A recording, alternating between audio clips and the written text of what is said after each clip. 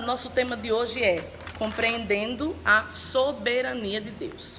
A gente não compreende algo que é básico, que seria lógico, mas como a gente sempre quer que as coisas aconteçam, porque estamos em Cristo, porque exercer a fé, aquela coisa toda, muitas vezes não compreende isso. Por quê?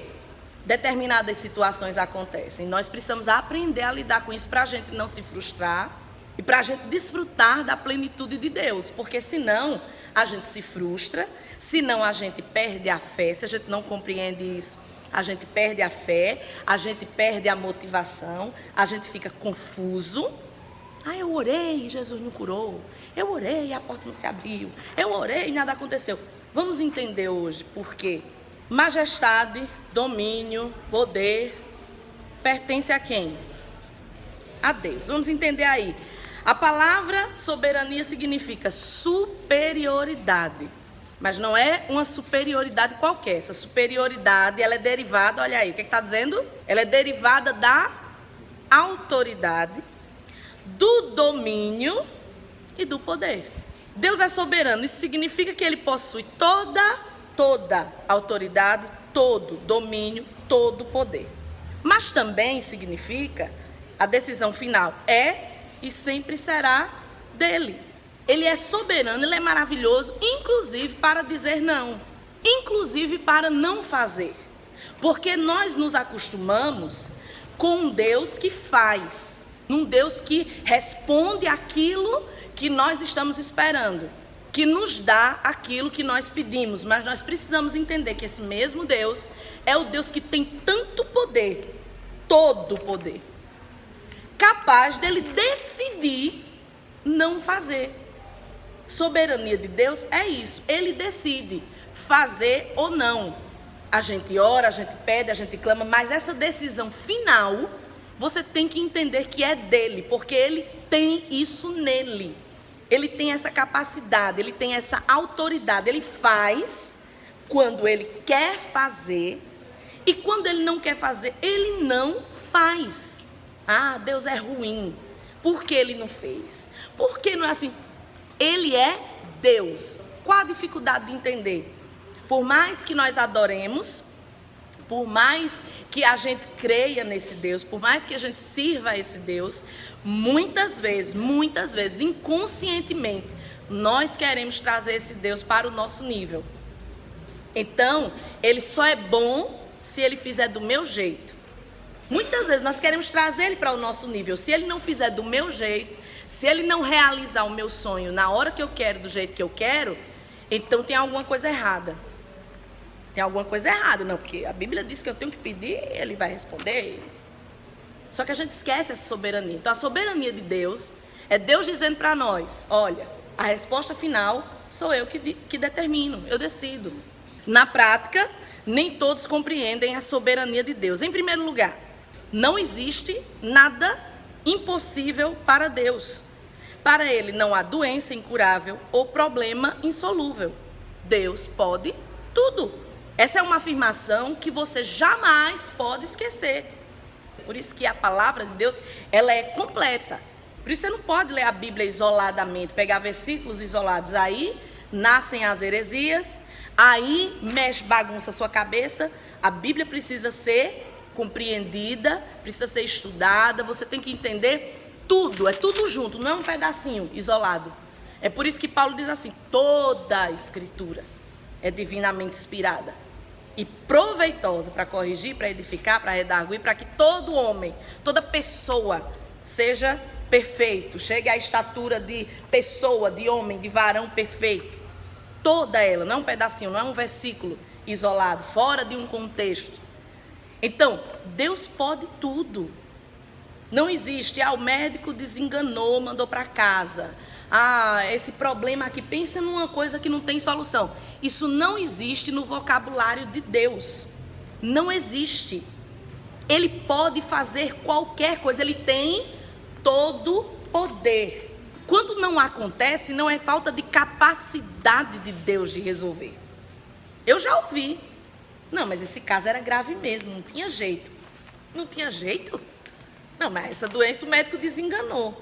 Ah, mas aquela pessoa ali, jamais Deus ia agir. Não. Deus não tinha, dá a impressão de que Deus não tinha capacidade de resolver. Porque a gente coloca esses limites, né? Nasci sem um braço, nasci sem um olho, não, isso aí não, aí é o meu limite. Ou seja, é o seu limite, mas não é o de Deus. Então Deus pode tudo. Deus pode fazer nascer o careca ter cabelo. Deus pode fazer o braço crescer. Deus pode fazer o olho aparecer. Deus pode fazer Ele pode, entenda, poder. A capacidade para executar, a capacidade para fazer. Ele pode, ponto, qualquer coisa. É por isso que qualquer situação que chega para nós oramos. Olha, o médico desenganou. Quantas pessoas chegaram aqui desenganadas? Quantas orações nós já fizemos aqui com pessoas desenganadas, crianças, velhos. Orar por velho é um desafio de fé. Porque a pessoa chega com 90 anos, aí diz assim, ore para que eu tenha saúde. É um desafio para a sua fé. Aí a minha avó era assim, quando estava perto de morrer, aí a gente ia visitar ela e tudo, aí ela pegava na mão do pastor e fazia, ore por mim, meu filho, para eu ficar boa, que eu quero voltar a andar, ir para o sítio. Aí minha mãe dizia, mas meu pai é eterno. E ela quer, na cabeça dela, porque o idoso é assim, na cabeça dele, ele não é idoso, ele é doente. Eles não são velhos. O problema deles é a doença, minha filha. Porque, olha, meu problema é meu joelho. Porque se o meu joelho fosse bom, eu fazia tudo, mas deu problema no joelho. Ô, vó, o problema do joelho é porque você tá velha. Mas aí você vai deixar de orar porque a pessoa é idosa? Não, porque eu já vi a pessoa idosa estar prostrada, sem esperança, e Deus levantar, encher a pessoa de vigor para glorificar o nome dele. Então Deus pode. Isso tem que ficar, eu não quero que vocês, eu quero que vocês tenham isso bem delimitado na mente de vocês. Não é porque é idoso, não é porque é uma pessoa frágil fisicamente, não é porque é uma doença incurável, não é porque é um problema, mas esse problema, Deus pode dar um osso novo, Deus pode consertar o osso, Deus pode, bateu a cabeça, sofreu um acidente, bateu a cabeça, o médico disse que agora vai perder todos os movimentos, Deus pode restaurar, que eu já vi Ele restaurando, restaura, e a pessoa fica sem nenhuma sequela. Deus pode, ponto, Deus pode. Agora, vamos continuar? E porque Ele pode tudo, é a vontade soberana dele que sempre vai prevalecer. Ele diz assim, eu posso. Mas muitas vezes, por esse poder que ele tem, ele não quer. O texto aí de Romanos está dizendo assim, que Deus, ele fala para Moisés. Ele diz, Moisés, eu vou ter misericórdia de quem eu quiser ter misericórdia. Eu vou me compadecer de quem eu quiser. É o verbo querer. Deus não diz assim, de quem eu puder. Eu vou lhe ajudar, Juliana, se eu puder. Não, porque Ele pode. Ele pode. Tem uma passagem, uma conversa dessa de Jesus com o leproso. O que é que o leproso diz para Jesus? Qual é a pergunta que ele faz? Quem lembra aí os bons de Bíblia? Se tu quiseres, tu podes me curar. Qual é a resposta de Jesus? Eu posso, é?